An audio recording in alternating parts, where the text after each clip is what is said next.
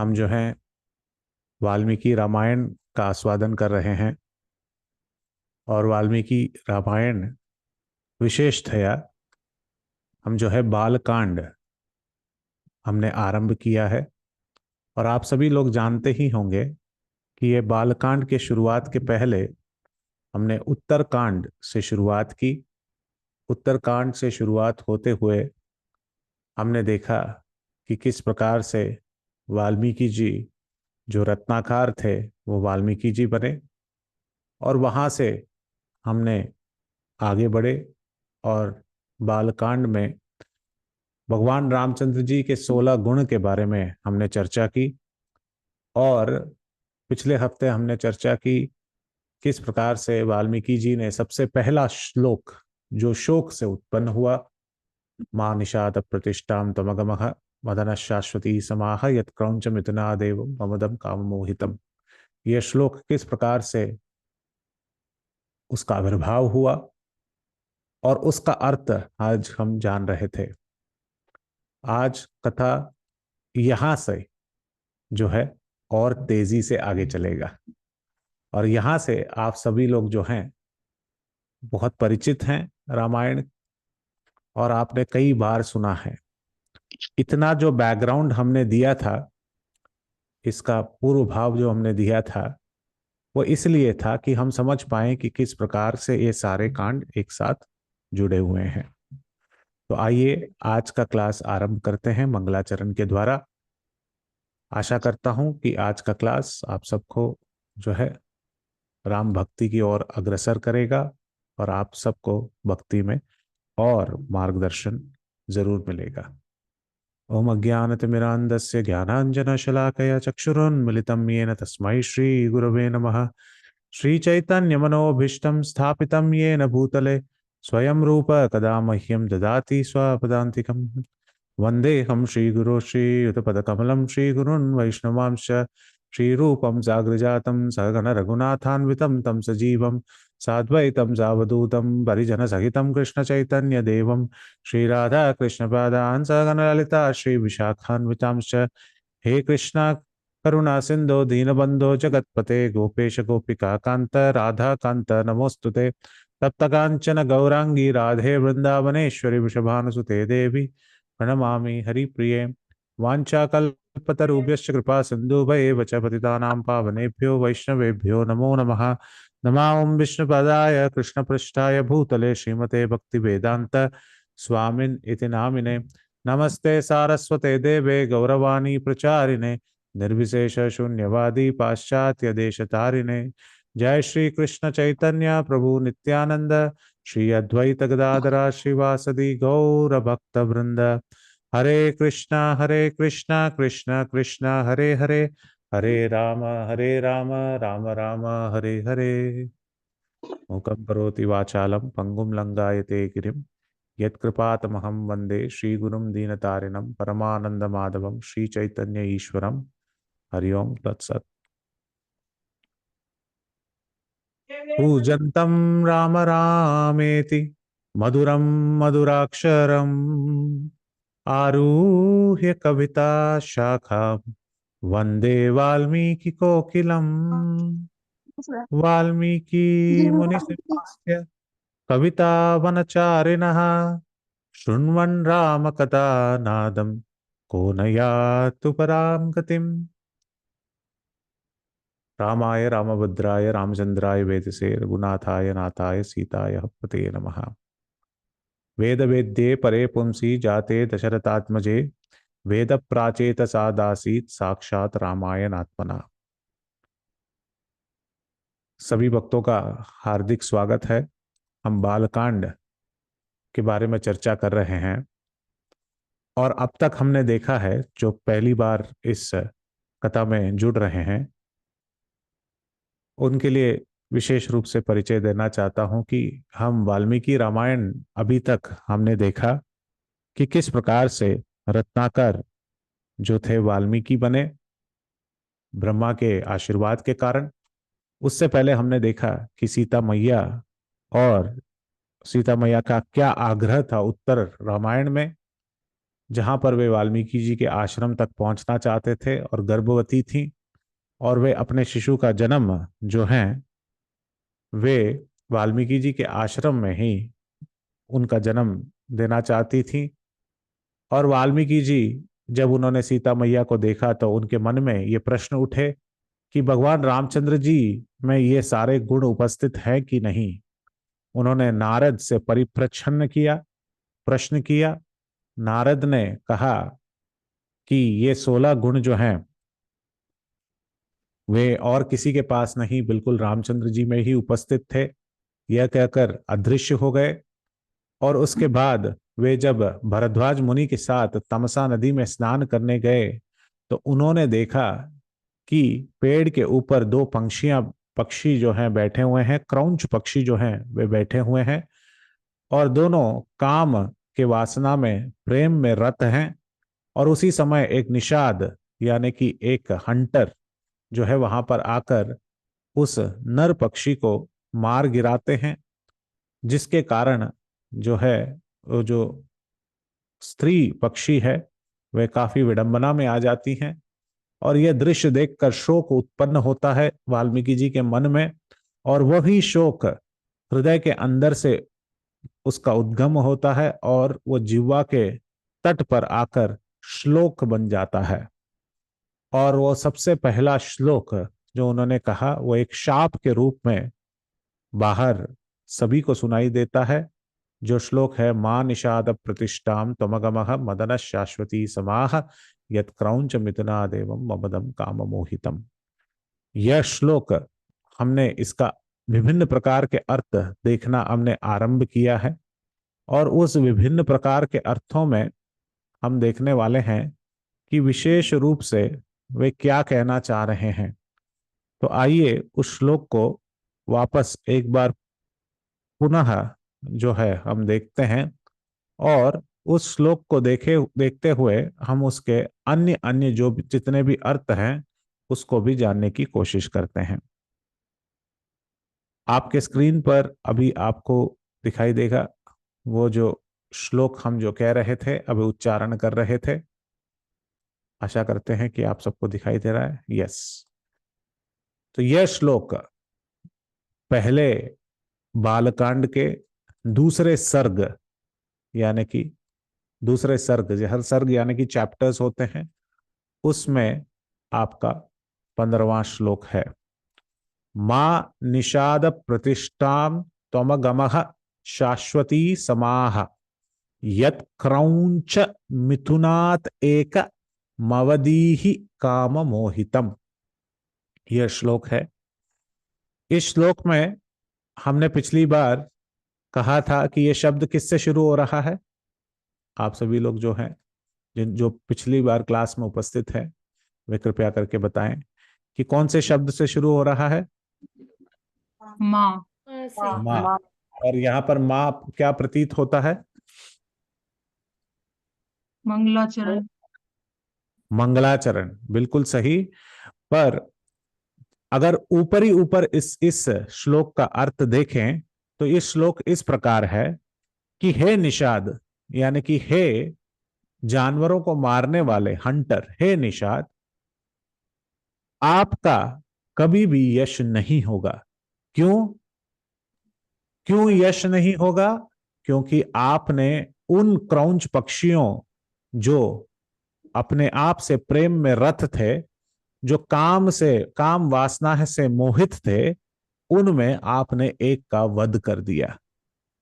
तो इस प्रकार बिन कारण आपने क्योंकि वध कर दिया, इसलिए आपको जो है कभी यश प्राप्त नहीं होगा।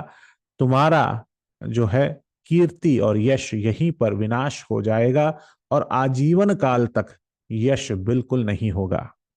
तो यह इसका ऊपरी ऊपर अगर संस्कृत में इस शब्द का अर्थ पढ़ें तो इस प्रकार से इसका अनुवाद बनता है।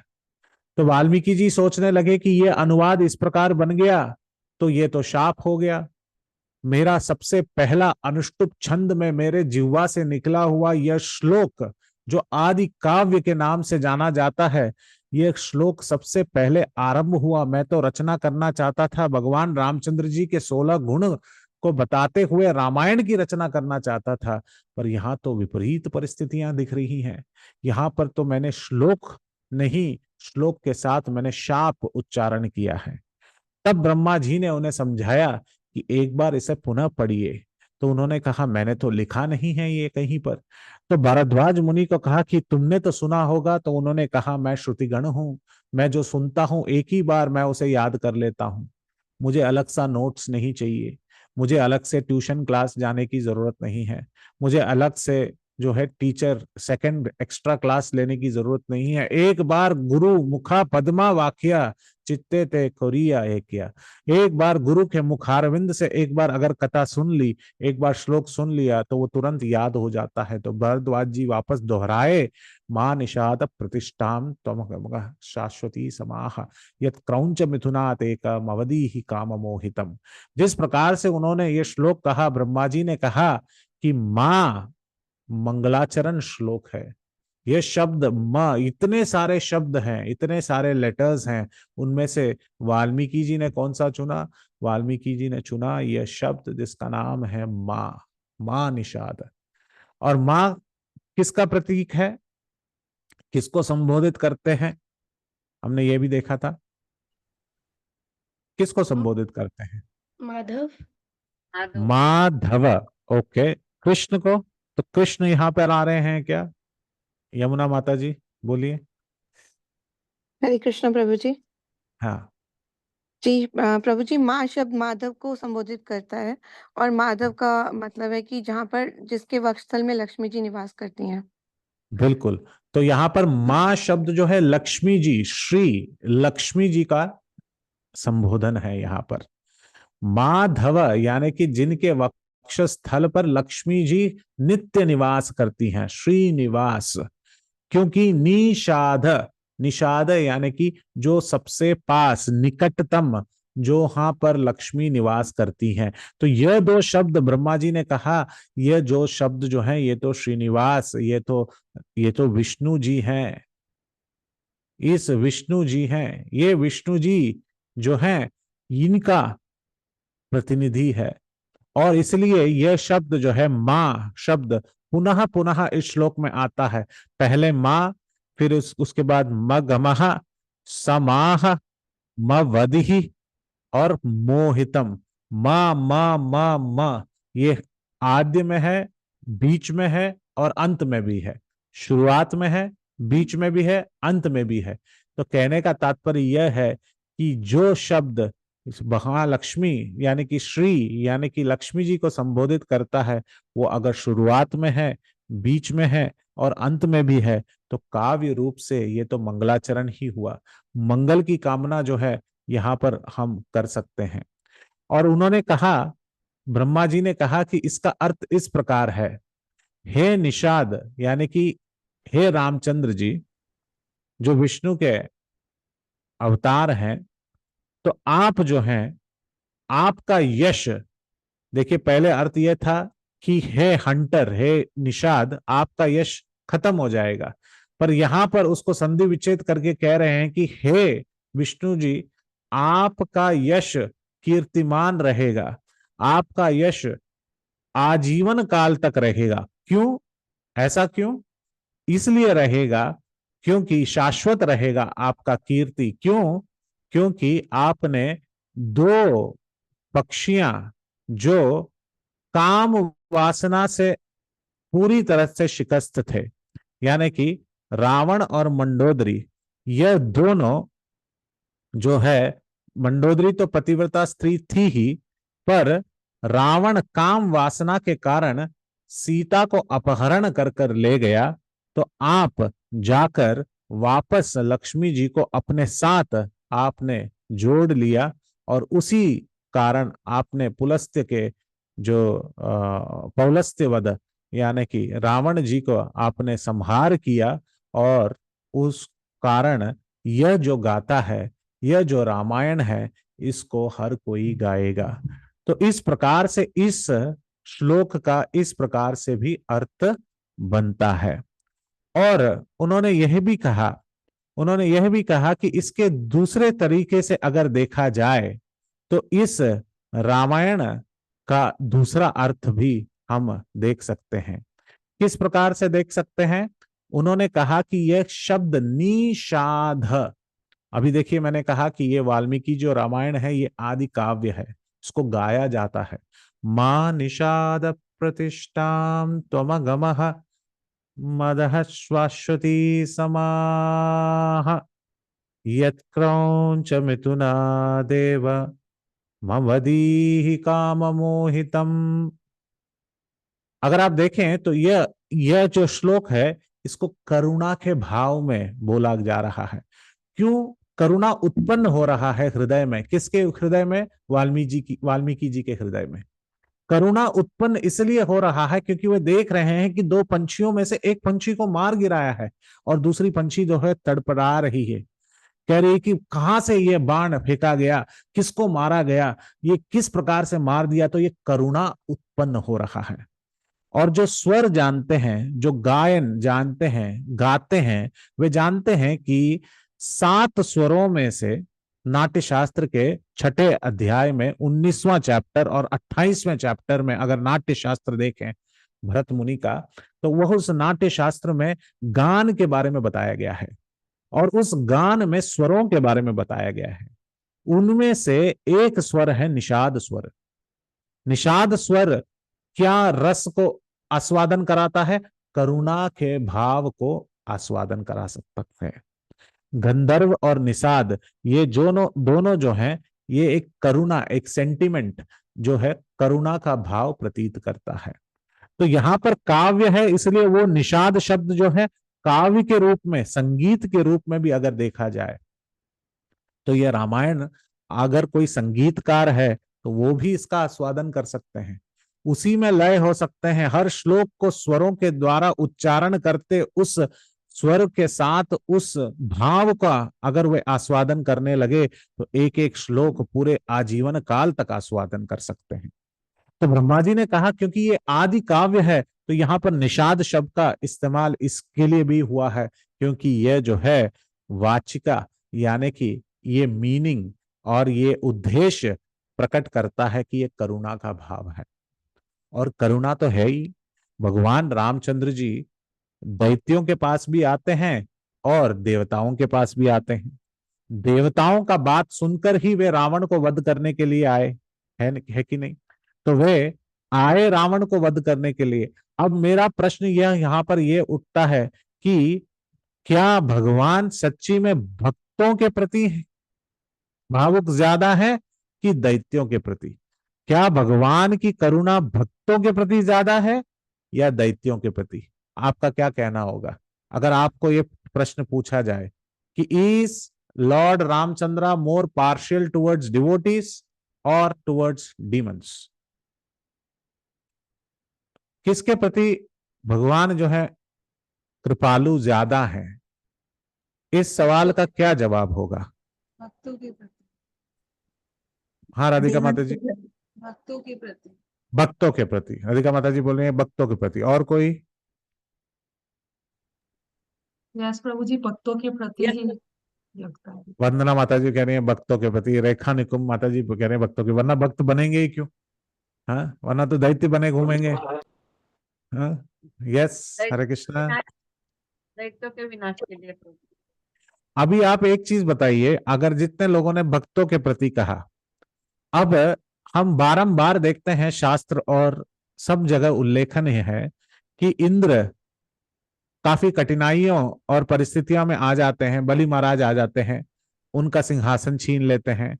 ये इंद्र कई सारी कठिनाइयों से गुजरते हैं तो भगवान के पास जाते हैं कि और कहते हैं कि मुझे इंद्र गद्दी वापस दिला दो।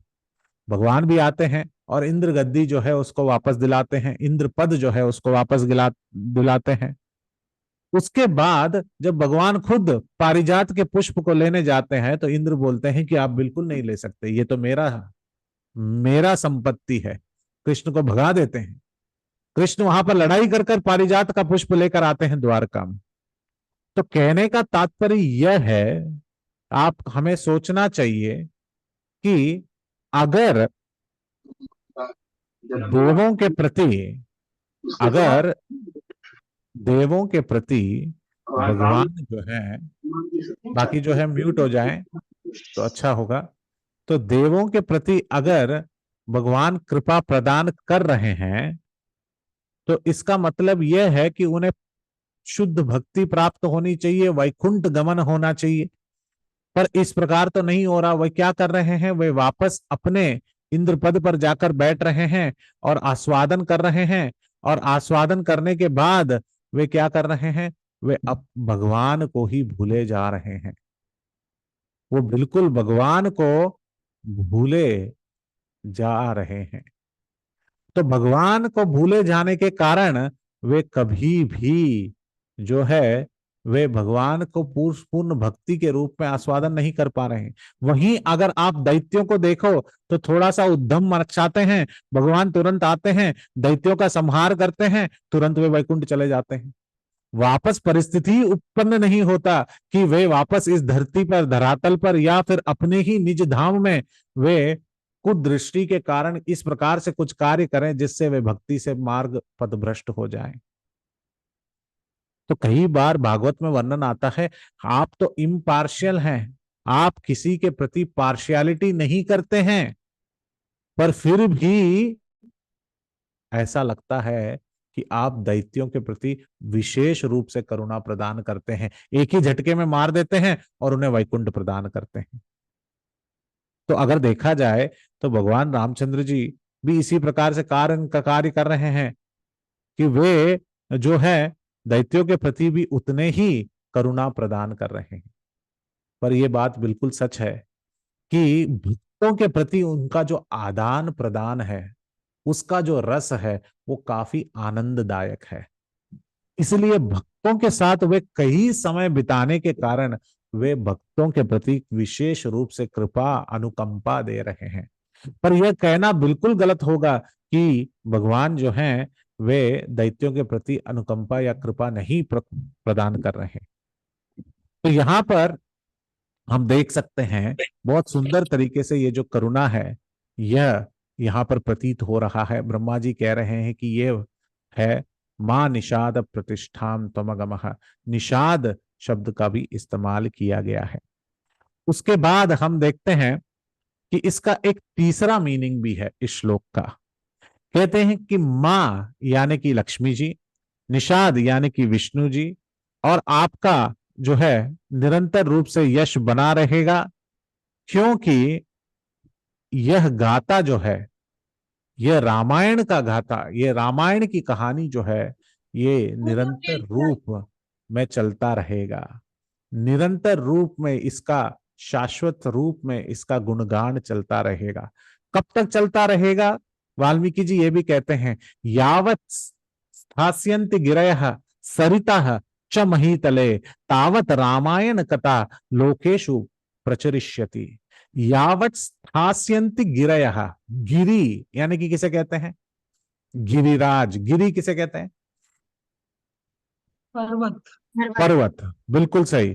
पर्वत को गिरी कहते हैं। सरितः च महीतले यानी कि इस महान धरती पर, महीतले इस भूमि के ऊपर ही ऊपर जो चलने वाली नदियां हैं, जब तक नदियां रहेंगी, जब तक पर्वत रहेंगे, तब तक रामायण का गाथा जो है लोकेशु प्रचरिष्यति। आचार्यगण कहते हैं कि इस प्रकार से वाल्मीकि जी ने लिखा, यावत् स्थायन्ति गिरयः सरितः च महीतले तावत रामायण कथा लोकेशु प्रचरिष्यति। जब तक बड़े बड़े गिरी यानी कि पर्वत होंगे, जब तक नदियां चलेंगी, तब तक रामायण का गाथा चलता रहेगा। अब मैं यहाँ पर पॉज देना चाहता हूं और आप लोगों से सवाल करना चाहता हूं, ये श्लोक सही है या गलत? वाल्मीकि जी ने लिखा है, बिल्कुल वाल्मीकि रामायण में मिलेगा भी, पर यह श्लोक सही है या गलत? सही है प्रभु जी। सही है, वाल्मीकि जी ने लिखा है तो सही होगा। क्यों जी, सही है? क्योंकि हम कलयुग में भी अभी तक इसको सुन रहे हैं, पढ़ रहे हैं। कलयुग तक में भी हम इसको सुन रहे हैं, पढ़ रहे हैं। Very good. और किसी का कोई जवाब? मंगलाचरण बन गया है प्रभु।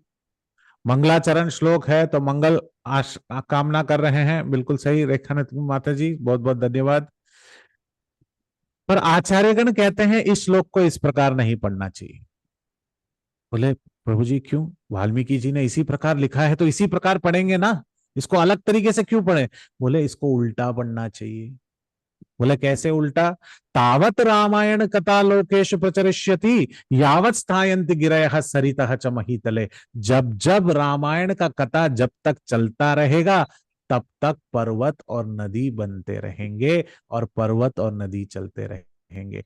रामायण का कथा का प्रमुख जो है वो ज्यादा है। पर्वत हो ना हो, कल पर्वत के चट्टानों को तोड़कर घर बनाया नहीं बनाया वो अलग बात, नदी में कूड़ा कचरा डालकर नदी का प्रवाह ही बंद करा दिया अलग बात। ये सब क्यों हो रहा है? क्योंकि रामायण की कथा घर घर पर नहीं बोली जा रही है।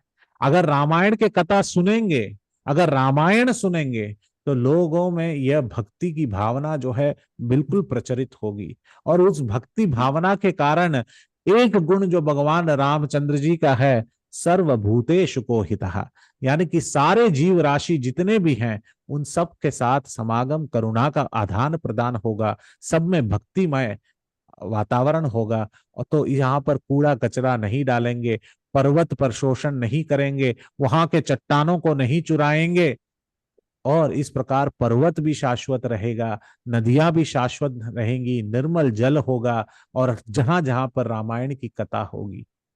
तो यहां पर ब्रह्मा जी कह रहे हैं कि मां निषाद प्रतिष्ठाम, इस कथा जो रामायण जो है, यह कथा आजीवन काल तक जब तक चलता रहेगा तब तक जो है हम यहाँ पर पृथ्वी पर पर्वत देखेंगे, और पृथ्वी पर और क्या दिखेगा? नदियां दिखेंगी। उसके बाद वे तुरंत कहने लगे इसका एक और अर्थ है, पूरा रामायण ही इस श्लोक में समेत है।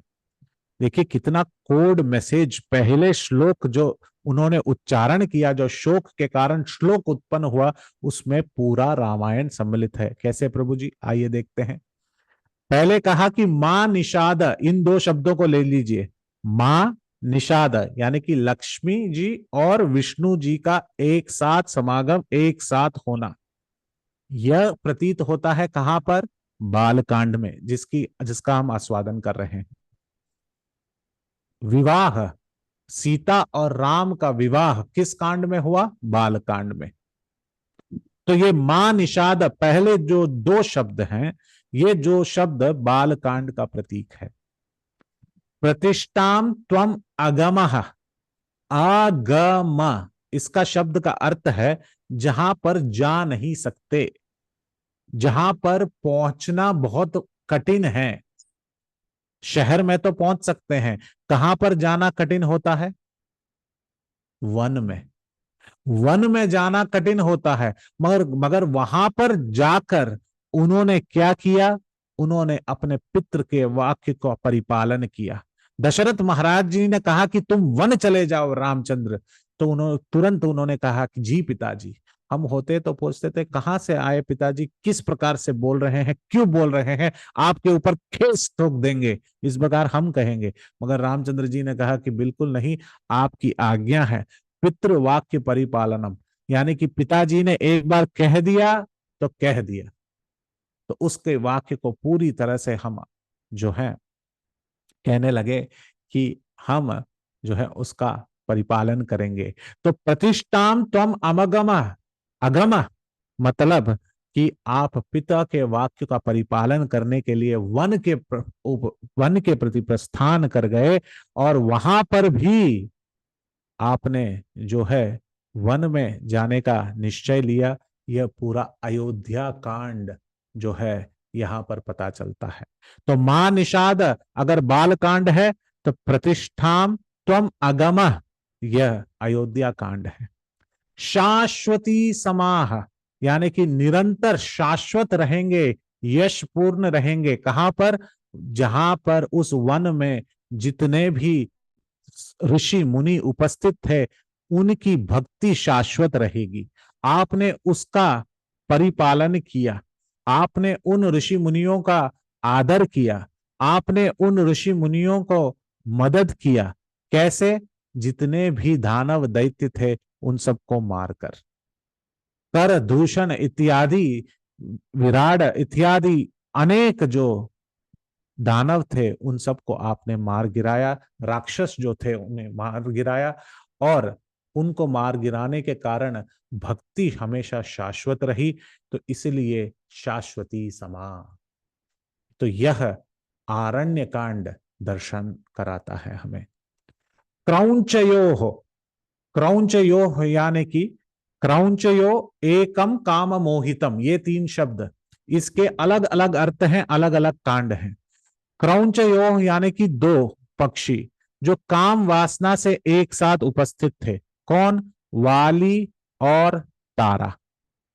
उनमें से आपने एक को मार गिराया। किसको? वाली को मारा। यह हो गया किष्किंधा कांड। बाल कांड हो गया, अयोध्या कांड हो गया, आरण्य कांड हो गया, उसके बाद किष्किंधा कांड। क्रौंचयो मोहितम एकम काम मोहितम, काम के वासना के कारण वाली ने सुग्रीव की पत्नी को भी अपने साथ समेट लिया और तारा के साथ काम वश में थे, तो इसलिए वाली का वध कराया। तो यह हो गया किष्किंधा कांड। क्रौंच मिथुनाथ, यहां पर काम मोहितम में हमें यह भी पता चलता है कि किस प्रकार से काम की वासना के कारण रावण वहां पर आया और सीता का अपहरण कर लेकर चला गया। एकम अवधि ही, अवधि ही यानी कि वध किया। किसका? सीता का अपहरण ही किया, सीता का वध नहीं किया, मगर सीता के प्राण ही चले जाते क्योंकि वे अपने प्राणनाथ से बहुत दूर थे। तो सीता का वध करने के तुल्य कार्य किया, यानी कि उसका अपहरण किया। और उस अपहरण करने के बाद उन्हें सुंदर समाचार मिला। किसके द्वारा? मारुति यानी कि अंजना पुत्र हनुमान जी के द्वारा, और सुंदर मिलन हुआ 2 भक्तों का, इसलिए यह बन गया सुंदर कांड। क्रौंच मिथुनाथ, तो इन शब्दों में वाली और तारा का है वो किष्किंधा कांड, तुरंत बाद सुंदर कांड। क्रौंच मिथुनाथ, तो ये जो काम मोहित हम है, इसी 2 शब्दों के कारण उनमें से आपने रावण को मार गिराया, तो यह बन गया युद्ध कांड। काम मोहितम, ये शब्द में उत्तर कांड का भी वर्णन है, क्योंकि सीता मैया ने कहा कि मैं जाना चाहती हूं, मेरी ये इच्छा है, मेरी ये काम है। देखिए, बहुत सारे लोग सोचते हैं शारीरिक संबंध रूपी इच्छा ही काम होता है। नहीं, श्रील प्रभुपाद जी बहुत सुंदर तरीके से लिखते हैं कि काम शब्द का अर्थ क्या है। तीव्र भावना या उद्देश्य, एक चीज को अगर पाने के लिए तीव्र उद्देश्य है या आग्रह है, उसको काम कहते हैं।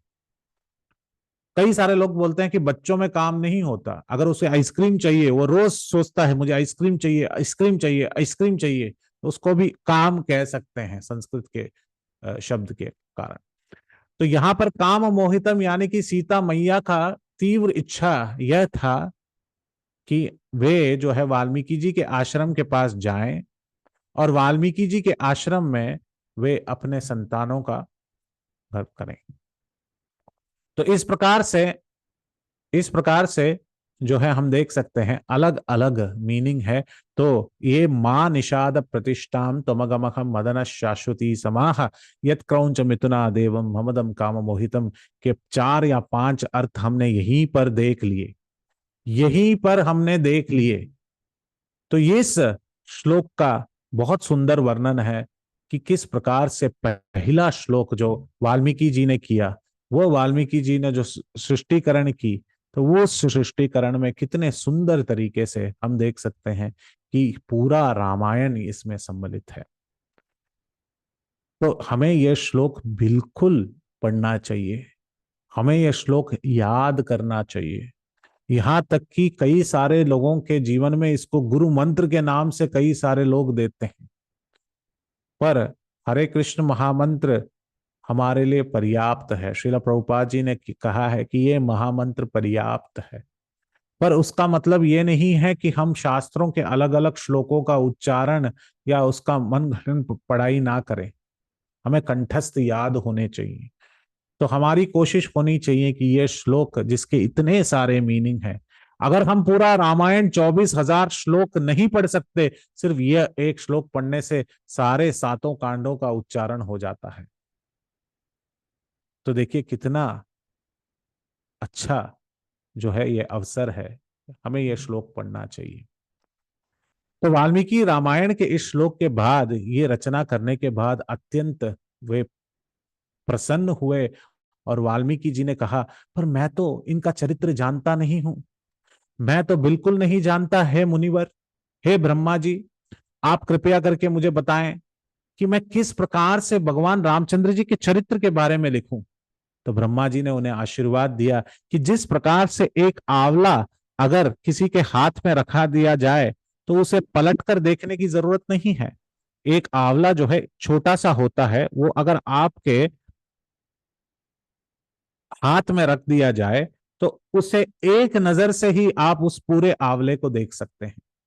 तो उसी प्रकार उन्होंने, ब्रह्मा जी ने भी यह वरदान दिया कि आप पूरा जो पूर्व काल, जो आने वाली कथा है रामचंद्र जी की, और भविष्य काल में जो आने वाली है, और पास्ट टेंस पीछे बैकग्राउंड जो फ्लैशबैक है, ये सब आपको दर्शन होगा, और उस दर्शन होते होते आप उस सबका चरित्र लिख सकते हैं, आप रामायण लिख सकते हैं। तो यह वरदान प्राप्त हुआ ब्रह्मा जी के द्वारा, और वाल्मीकि जी ने कहा कि बिल्कुल ये तो बहुत अच्छा है। लिखने लगे, रचना करने लगे, रामायण का रचना करने लगे, और रामायण रचना करने के बाद उन्होंने कहा कि ये रामचंद्र जी की सुंदर गाथा होगी। और इस प्रकार से रहस्यम च प्रकाशम च, रहस्य यानी कि जो रहस्य है, जो रहस्यमय बातें हैं, जो सीता और रामचंद्र जी के बीच में वार्तालाप जो हुई हैं, वो भी तुम्हारे हृदय में प्रकाशित होगी। इस प्रकार से ब्रह्मा जी ने उन्हें वरदान दिया। तो कई सारे लोग सोचते हैं कि जो पब्लिक फिगर में है उसी के बारे में हम चर्चा कर सकते हैं, मगर वाल्मीकि जी ने रामायण में जो प्राइवेट बातें हैं उन सबका भी वर्णन किया, क्योंकि ब्रह्मा जी ने वरदान दिया था। तो रहस्यम च प्रकाशम च। तो यहां पर एक वापस हम 1 सेकंड के लिए उत्तर रामायण जाएंगे, और उत्तर रामायण से वापस बालकांड में 1 सेकंड में आएंगे, और वहां से कथा हमारी आरंभ होगी। तो इस समय क्या हुआ कि जिस प्रकार वाल्मीकि जी लिखने लगे, तब अयोध्या में अभी भगवान रामचंद्र जी वहां पर विराजमान हैं, चारों भाई हैं, और वहां पर खबर यह पहुंचा कि मथुरा में, अभी देखिए मैं अयोध्या कह रहा हूं मगर मैं अभी मथुरा भी कह रहा हूं, मथुरा में एक बहुत बड़ा असुर आ चुका है जिसका नाम है लवणासुर।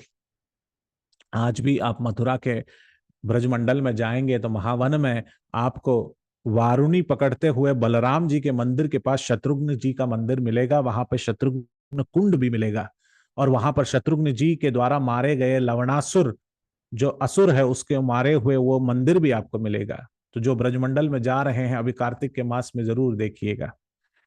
तो मथुरा में लवणासुर, लवणासुर लवण यानी कि नमक, उसका शरीर इतना नमक से बना हुआ था कि वो जब भी उससे वो जब कोई कार्य करता था तो नमक की बड़ी बड़ी बूंदें परिश्रम के कारण टपकती थी ब्रज के धरती पर। गोपियां कहती थी कि उस लवणासुर के कारण इसलिए आज भी जब अब पानी पियो ब्रज का तो वो आज भी जो है उसमें नमक बहुत है।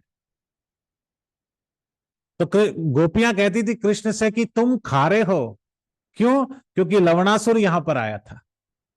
पर आचार्यगण कहते थे कि विरह में गोपियां रोने लगी कृष्ण को ना देखते हुए, इसलिए वो विरह के जितनी भी धाराएं जो आंखों से टपकी हैं वे सारे ब्रज की धरती पर टपकी हैं, और वे सारे नमक प्रदान कर रहे हैं ब्रज की धरती को, इसलिए आज भी पानी जो है वो खारा है, मीठा नहीं है।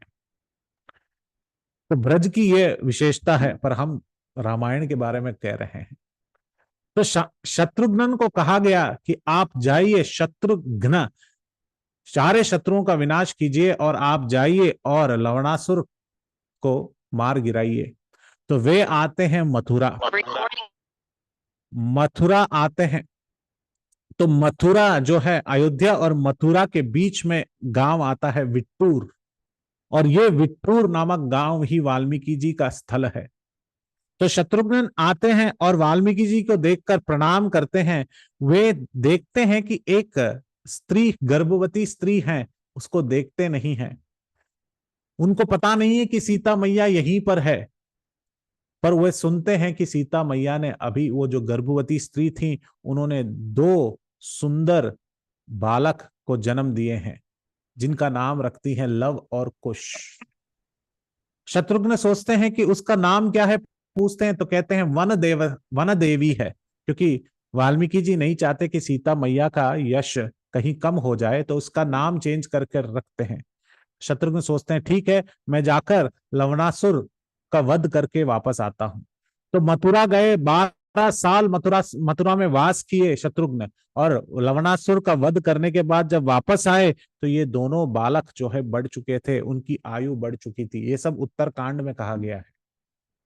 और वाल्मीकि जी वो 12 साल रामायण लिख रहे थे, एक एक जो पिछला कहानी था उसके बारे में भी लिखे, राम जी के चरित्र के बारे में लिखे, और जैसे ही एक एक सर्ग लिखते गए, वे जो है लव और कुश को सुनाते गए।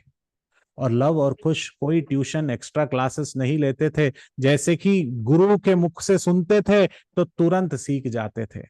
उन्हें संगीत भी सिखाया गया, उन्हें तंबरू भी दिया गया, वीणा भी दी गई, और वे सारे यंत्र वाद्यों के साथ वे बहुत सुंदर तरीके से वे जो हैं वे उसको गाने लगे, वे उसको गा रहे थे, और गाते गाते वे पूरे सर्गों को उन्होंने सीख लिया, सारे रामायण उन्होंने सीख लिया। और जब शत्रुघ्न वापस आए तो वे गा रहे थे रामायण, और हर गांव गांव जा रहे थे, और गांव गांव जाकर वे सुंदर तरीके से इस प्रकार से रामायण को प्रस्तुत कर रहे थे। सबसे पहले प्रस्तुत किया उन्होंने 12 ऋषि मुनियों के सामने, जो पूरी तरह से मग्न थे, अपने मेडिटेशन में मग्न थे, तपस्या कर रहे थे। उनके सामने उन्होंने यह कथा रामायण का सुंदर रूप से उन्होंने वर्णन किया। कैसा है ये रामायण?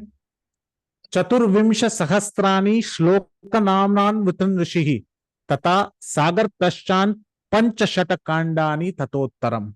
यानी कि वाल्मीकि जी ने 24,000 श्लोकों के द्वारा 6 पुस्तकों में, और उसके बाद एक अंत पुस्तक 7वां उत्तरकांड की रचना की। पर वे वाल्मीकि जी सोचने लगे कि इस पुस्तक का नाम क्या होना चाहिए, इसका पुस्तक का नाम होना चाहिए रामायण। बोले नहीं नहीं, इस पुस्तक का नाम रामायण नहीं होना चाहिए। काव्यम रामायणम कृत्स्नम सीतायाम चरितम महत पौलत्स्य वधम इत्सेवम चकारत चरित व्रतः।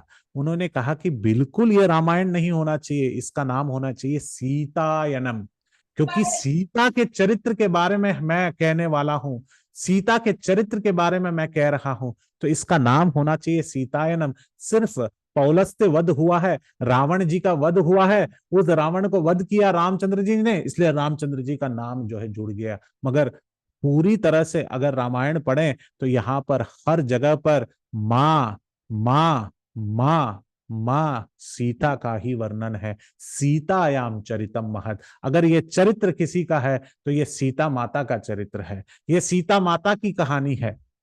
रामचंद्र जी तो हैं ही, मगर ये है सीता माता की कहानी। अगर कोई विश्व में आज कहते हैं कि भारत में नारियों का सम्मान नहीं है, तो उन्हें यह कहना चाहिए कि वाल्मीकि जी ने रामायण नहीं सीतायनम कहा है। उन्होंने कहा है कि सीतायाम चरितम महत, ये ऐसी पुण्य भूमि है जहां द्रौपदी, कुंती और विशेष सुभद्रा और सीता जैसे महान महान नारियों का जो आविर्भाव स्थल है। सीतायाम चरितम महत। तो इस प्रकार से उस 12 मुनियों के सामने अपने तंबूरा हाथ में पकड़ लिए और उन्होंने तुरंत गाना शुरू किया। और आप सब लोगों ने यह गाना सुना है बारंबार।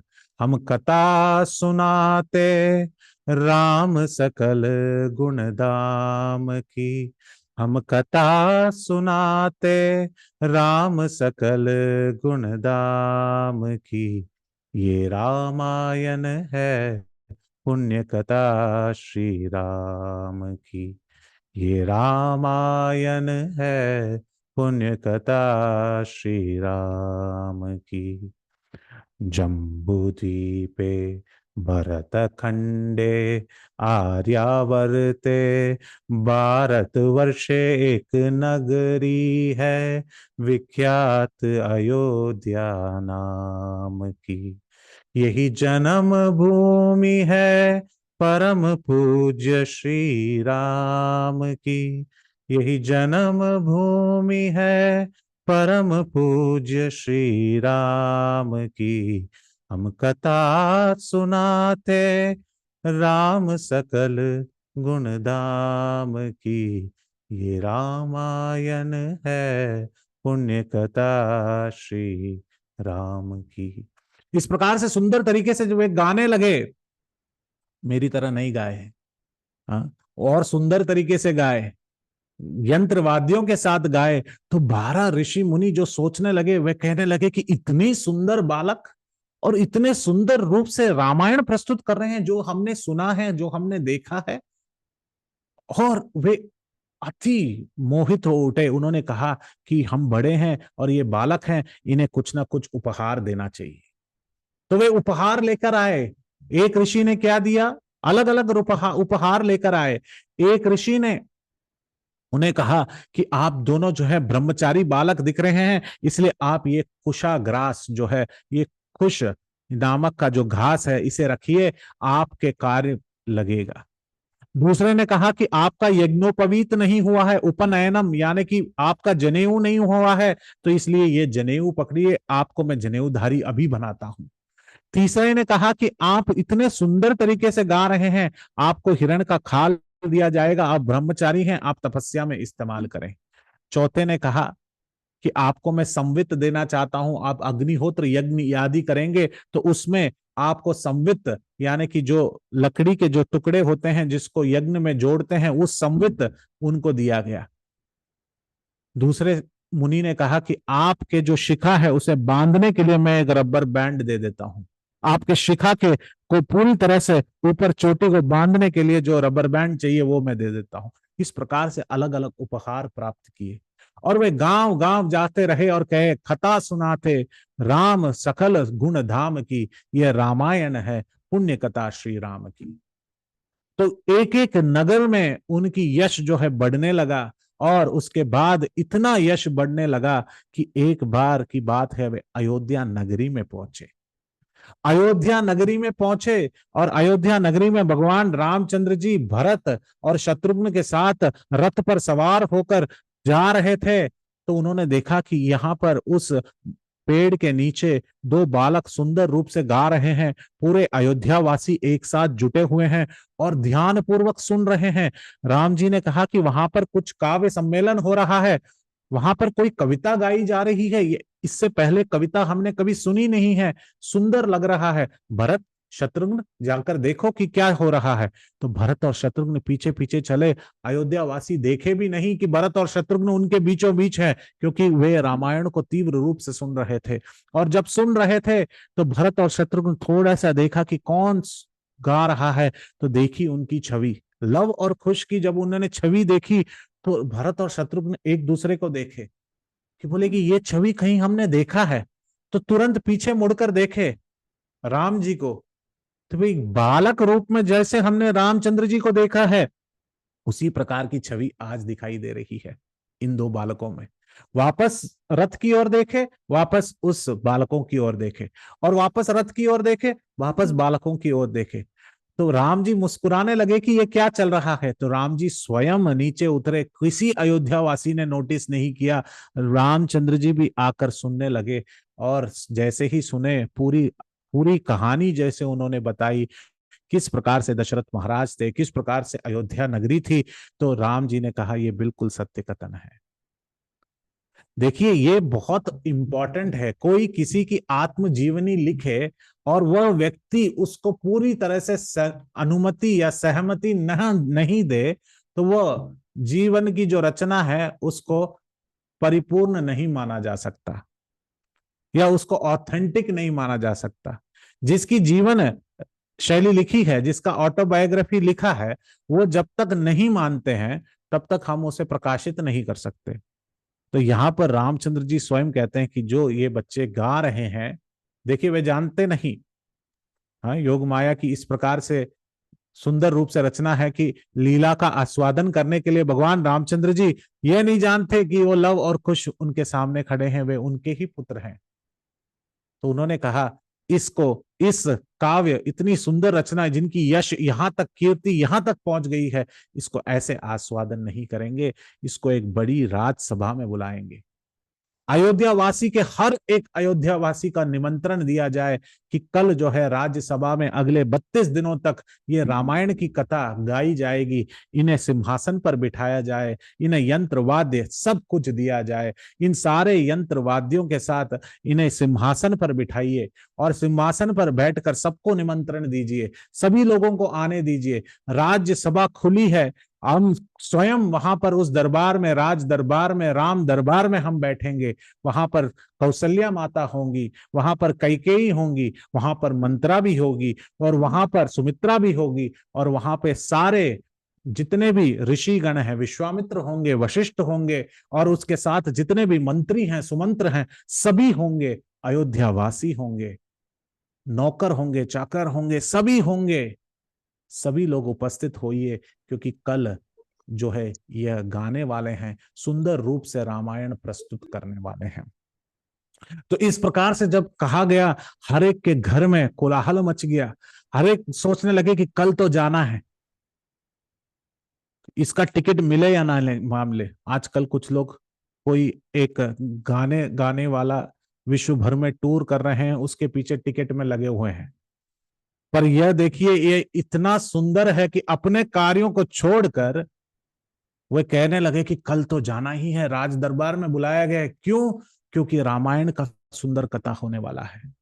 तो अगले दिन सभी लोग तैयार होकर राज दरबार, राम दरबार में पहुंचे और राम दरबार में पहुंचने के बाद इनको विशेष रूप से गद्दी प्रदान की और लव और कुश एक साथ बैठे और तुरंत उन्होंने अपना हाथ में अपने वीणा और तंबुरा इस प्रकार से उठाया और वही गाने लगे, हम कथा सुनाते राम सकल गुण धाम की, हम कथा सुनाते राम सकल गुण धाम की, हे रामायण है पुण्य कथा श्री राम की। और कहां से शुरुआत किए? उन्होंने फ्लैशबैक से शुरुआत किया। तो अब यहां से रामायण की कथा आरंभ होती है कि कथा फ्लैशबैक से शुरुआत किया। उन्होंने कथा सुनाया कि आज से 40 साल पहले, 41 ईयर्स एगो, जब रामचंद्र जी का आविर्भाव नहीं हुआ, जब वे प्रकट नहीं हुए, तब एक नगरी है, उस नगर का नाम है कोसला और उस नगर का नाम है अयोध्या, उस नगर का नाम है साकेतपुरी, उस नगर का नाम है अभेद्या, उस नगर का नाम है अयोध्या। उसको कई नाम से जाना जाता है। उस नगर का नाम है अपारजिता, अयोध्या, जिसके ऊपर कोई आक्रमण कर कर विजय प्राप्त नहीं कर सकता, उसको कहते हैं अयोध्या। अपराजिता, जो कभी पराजित ही नहीं हो सकता, उसे कहते हैं अयोध्या। साकेत धाम, भगवान श्री रामचंद्र इक्ष्वाकु वंश का धाम, उसे कहते हैं अयोध्या। अभेद्या, जिसको कभी भेद नहीं कर सकते, जहां पर कोई दुख भेद ही नहीं कर सकता, सिर्फ सुख और सुख और उसका आनंद होता है, वह है अयोध्या। वर्णन करने लगे अयोध्या के बारे में। देखिए, ये होता है सुपर डायरेक्शन। सबसे अच्छा डायरेक्टर वो होता है तो तुरंत कथा के पात्र को इंट्रोड्यूस नहीं करता है। और हम ये भगवत गीता से जानते हैं। भगवत गीता में जब पहले अध्याय में कृष्ण और अर्जुन का उल्लेखन करना है तो व्यासदेव जी कहां से शुरू करते हैं?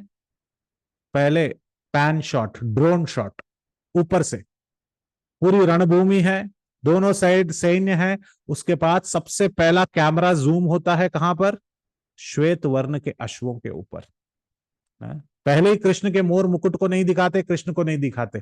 पहले आप देख सकते हैं जितने भी बॉलीवुड मूवी देखे होंगे आपने, उसमें हीरो का इंट्रोडक्शन इसी प्रकार होता है। किस प्रकार कि सबसे पहले गाड़ी आती है और सबसे पहला शॉट कहाँ आता है? हाँ? आप लोग ऐसे मत देखिए कि जैसे आपने कभी मूवी देखी ही नहीं हो। हाँ? प्रभु जी सबसे टायर्स पहला पे, हाँ टायर्स पे। हाँ ओके। सबसे पहला शॉट हीरो का कहाँ मिलता है? लेग्स पे। लेग्स। और सबसे पहले उसके जूते, फिर धीरे धीरे धीरे धीरे शॉट ऊपर बढ़ता है, फिर he will be spinning something. हाँ, काला चश्मा घुमाएंगे, फिर उसके बाद हीरो का शॉट होगा, है ना? बोलेंगे प्रभु जी बहुत मूवीज देखते हैं ऐसा लगता है। नहीं नहीं, जो देखा है उतना ही काफी है, क्योंकि भगवत गीता में भी यही उदाहरण दिया है कि श्वेत वर्ण के अश्व हैं, अश्व के ऊपर महारथ है, रथ के ऊपर ध्वज है, ध्वज में हनुमान उपस्थित हैं, और उस ध्वज के नीचे अर्जुन है, और उस अर्जुन के सारथी कौन है? पार्थ सारथी।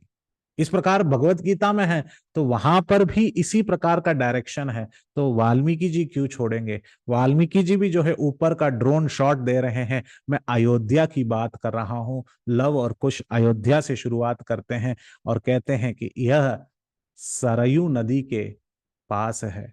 सरयू नदी के निकटतम जो राज्य है ये अयोध्या है, अपराजिता है, साकेतपुरी है, अभेद्य है, और यह जो है सरयू नदी के पास है, कोसला नगर में पड़ता है।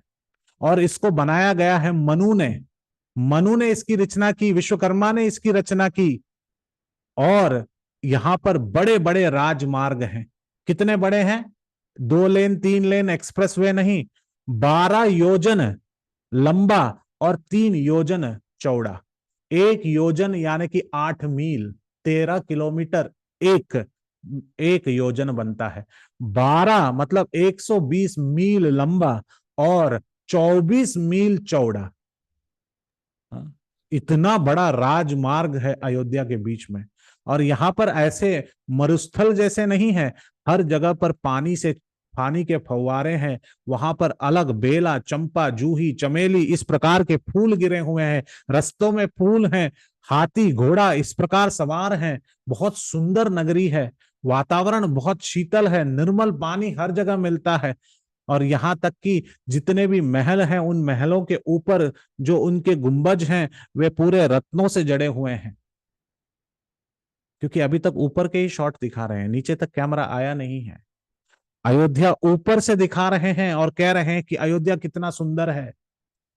और इन गुंबज के ऊपर से कुछ कुछ घर भी दिखाई दे रहे हैं, और उस घर से क्या निकल रहा है? धुआं निकल रहा है। तो इसका मतलब यह है, 3 मतलब हुआ इसके। घर से धुआं निकल रहा है तो आप फायर इंजन मत बुलाइएगा, ये बहुत सुगंधित धुआं है।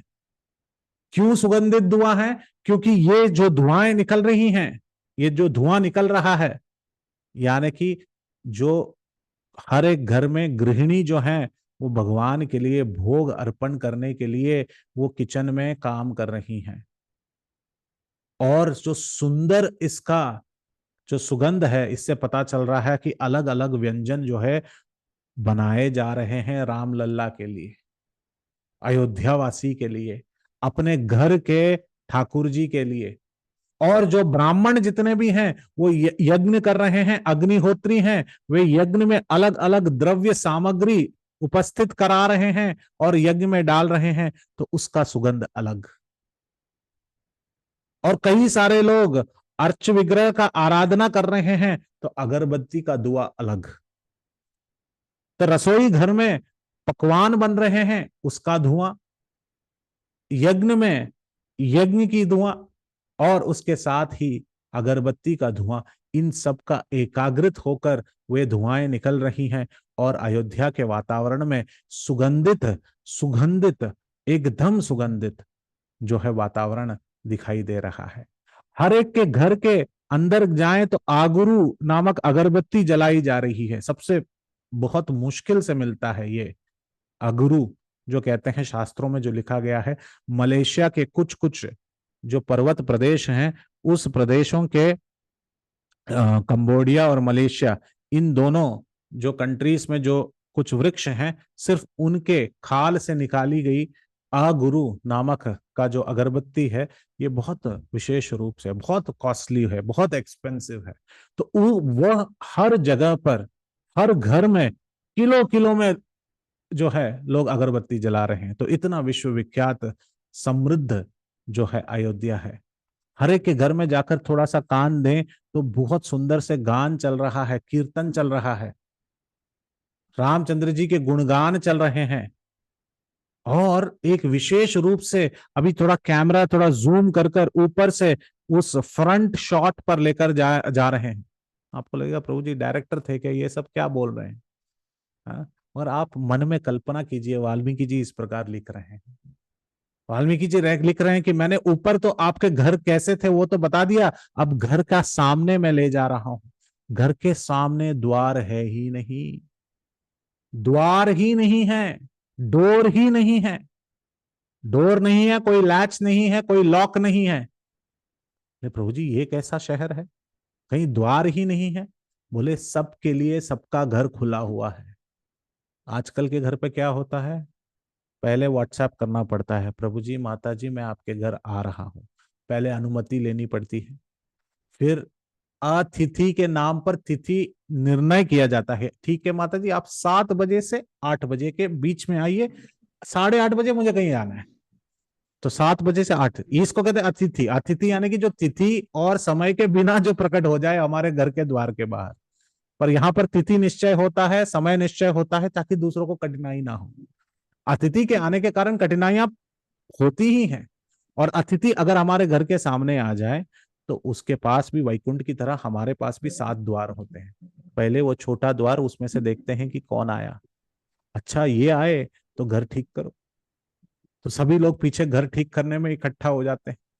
उसके बाद फिर पहला द्वार खुलता है, फिर उसके बाद 3 लॉक के बाद दूसरा, तीसरा, तब तक अतिथि थक गया होता है।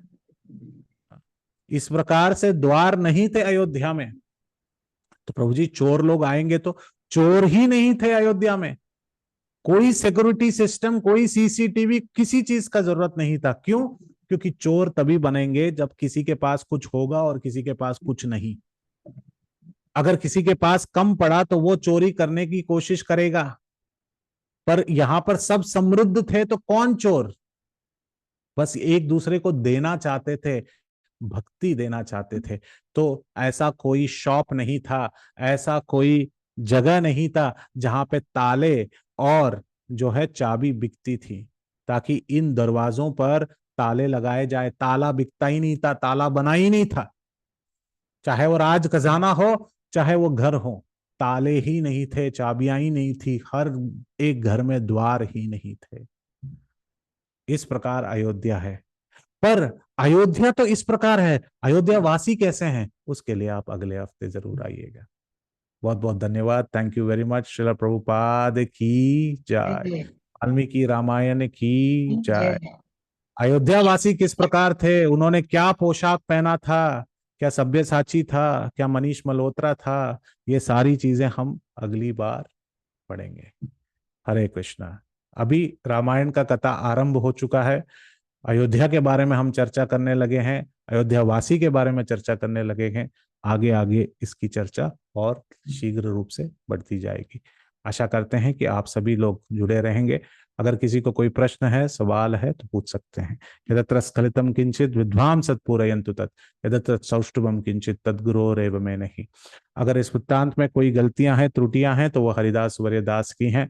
यह गलतियां, आप सब विद्वान हैं, उसे ठीक कीजिए, उसे तुरंत उसको ठीक करें।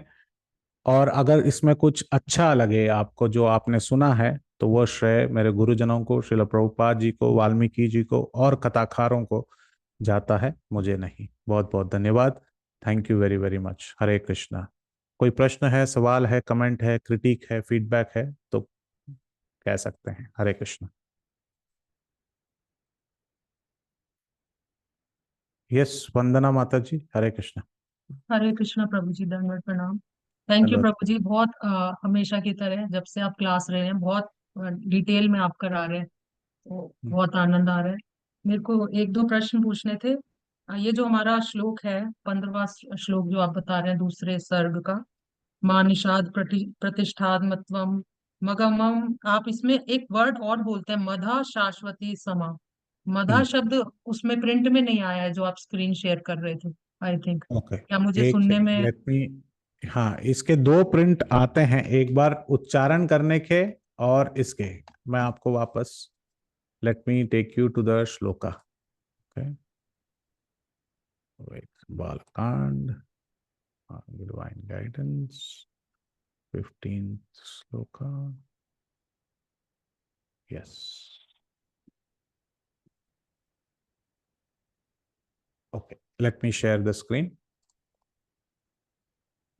तो दो अलग वेबसाइट में थो अलग अलग तरीके से लिखा गया है, तो this is where I like to read.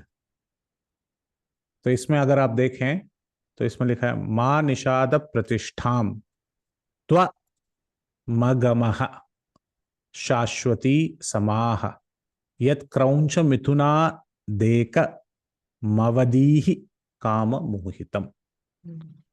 So this is more easier to read in this way. उसमें दूसरा वाला जो मैंने दिखाया उसमें संधि विच्छेद कर कर मीनिंग के द्वारा दिया जाता है, तो इसलिए वो शास्त्रों का अध्ययन करने के लिए वो आसान होता है, मगर पढ़ने के उच्चारण के लिए यह आस्वादन किया जा सकता है। मां निषाद प्रतिष्ठाम त्वम गमः शाश्वती समाह यत् क्रौंच मिथुनादेक मवदीहि काम मोहितम। ये दे क इज एक्चुअली एक, एकम। इस एक अवधीहि एकम, अवधीहि काम मोहितम। मुझे सुनाई दिया था जब आप बोल रहे थे, जो हाँ मगमहा फर्स्ट लाइन में है ना, उसके बाद मुझे हाँ मधा सुनाई दिया था, बिटवीन शाश्वती हाँ, एंड मगमहा। हो सकता है उच्चारण में बिल्कुल गलती भी हो सकती है, ये मुझे लगा पर शायद जैसे इसमें प्रिंट में हो। और एक नहीं। प्रश्न और था, जब आप हाँ बता रहे थे कि वाल्मीकि जी सोच रहे थे कि इस ग्रंथ का क्या नाम रखा जाए, रामायण की हम्म, हम्म, सीतायनम आपने बताया, तो फिर फाइनली उन्होंने डिसाइड कैसे किया? शायद मेरा मिस हो गया, बीच में मैं डोर खोलने गई थी। आपने हाँ, मतलब सीतायनम तो नहीं रखा, फिर उन्होंने रखा तो रामायण ही। यस, तो इसी सर्ग में आपका आता है। Let's go to that shloka 1.4.7। एक second, let me go to 4। और इसमें 7वां श्लोक। यस, काव्यम रामायणम कृष्णम सीतायाश्चरितम महत् पौलत्स्य मदमित्सेवम चकार चरितव्रतः।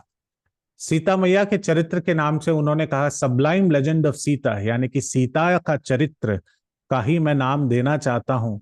पर फिर भी उन्होंने कहा कि सीता मैया को क्या अच्छा लगेगा, सीता मैया को यही अच्छा लगेगा कि रामचंद्र जी के बारे में गुणगान करें।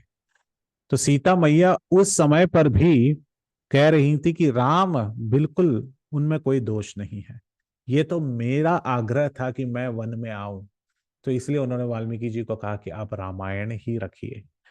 तो इससे भी सीता मैया ही जीती, कि सीता मैया जो है वन में निवास करते हुए उन्होंने कहा कि इसका नाम रामायण ही रखिए आप।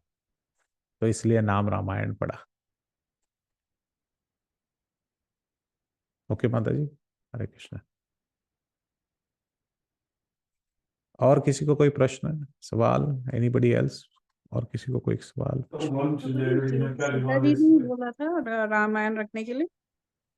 यस, सीतायास चरितम महत। तो सीता जी ने कहा कि इसका वाल्मीकि जी तो चाहते थे कि सीता यनम रखें, तो सीता जी ने ही कहा कि आप जो है, रामचंद्र जी का कोई दोष नहीं है, राम का ही गुणगान हो, पतिव्रता स्त्री थी। उन्होंने कहा वाल्मीकि जी आप यही रखिए, keep this. So Ram also kept it as Ramayan. और दूसरा भी एक कारण हो सकता है, ये मेरा कहना है, क्योंकि गुरुजनों के द्वारा दिया गया नाम क्या था? रामा, राम। और 16 गुणों के बारे में किसका उत्तर मिला? राम। और किसके चरित्र के बारे में लिखने के लिए कहा? राम। तो गुरु का आदेश भी तो मानना पड़ेगा, तो इसलिए रामायण।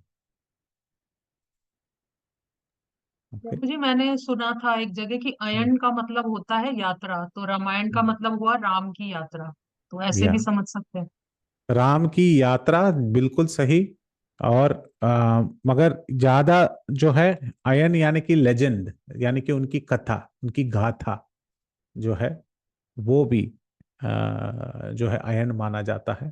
तो उनकी जर्नी भी है, मगर उस जर्नी के अलावा भी उन्होंने जो राज किया, शासन किया, जिस प्रकार से जन्म हुए, तो वे सारी चीजें जो है उनकी जीवन की पूरी जो कथा है वह पूरा यहाँ पर बताया गया है। तो Ramayana, the sublime legend of lord Ramachandra. प्रभु जी एक छोटी सी चीज और पूछनी थी। जो जी शत्रुघ्न आए थे वाल्मीकि जी जी के आश्रम में, और वो जी।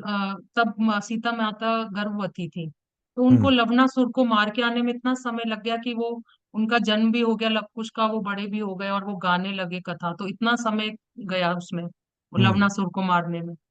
जी, तो क्योंकि ऐसा नहीं था कि वैसे लवणासुर को मारने के लिए 12 साल लगाए।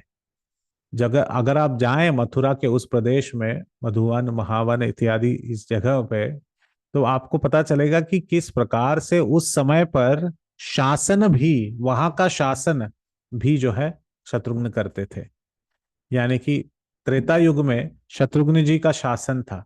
जैसे कि राज्य को संभाला जाता है अलग अलग प्रांतों में, और अलग अलग प्रांत का शासन भी अलग अलग कमांडर या फिर राजा के जो जो लोग होते हैं वे उसे संभालते हैं। तो शत्रुघ्न वहां पे शासन करते थे और मथुरा वासियों को इकट्ठा रखते थे और कौशल नरेश के साथ जोड़े रखते थे। Thank you Prabhu. Thank you. Yes, Suprabha माता जी, हरे कृष्ण। हरे कृष्ण, दंडोत प्रणाम प्रभु जी। प्रभु जी, प्रणाम। आपने बताया जैसे कि भगवान पार्शियल नहीं होते हैं, जैसे असुरों को भी वैकुंठ देते, लेकिन प्रभु जी हम तो ये कृष्ण बुक में इसमें सुनते हैं कि जितने भी असुरों को उन्होंने मारा है या तो वो ब्रह्म ज्योति जाते हैं, वैकुंठ में तो मतलब सिर्फ एक पूतना जी गए हैं, तो इसको हम्म, कैसे लेंगे? पर तुरंत जाते हैं ना। मगर इंद्र तुरंत जाते हैं क्या? इंद्र वापस गलतियां करता है, वापस उसे फिर पनिशमेंट मिलता है, वापस जाना मिलता है। तो भक्ति तो ये होती है कि तुरंत पहुंच जाए, मगर इसका मतलब ये नहीं कि हम सब दैत्य बने। क्योंकि कृष्णा बुक में ये भी बहुत सुंदर तरीके से प्रभुपाद जी लिखते हैं, अनुकूलेन कृष्ण अनुशीलनम भक्ति रीति उत्तमा। भक्ति रसामृत सिंधु में रूप गोस्वामी कहते हैं, अन्य अभिलाषिता शून्यम ज्ञान कर्म उपासम अनुकूलेन कृष्ण अनुशीलनम। अनुकूल रूप से कृष्ण भक्ति करनी है।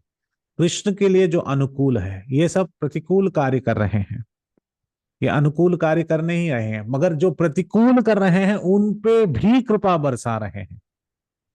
तो अगर कोई कहे कि भगवान जो है सिर्फ भक्तों के लिए कृपा प्रदान करते हैं, भगवान कहते हैं ये सही नहीं है। मैं दोनों के लिए कृपा प्रदान करता हूं, पर जो मेरे अनुकूल है उन पे तो विशेष रूप से मैं कृपा प्रदान करता हूं।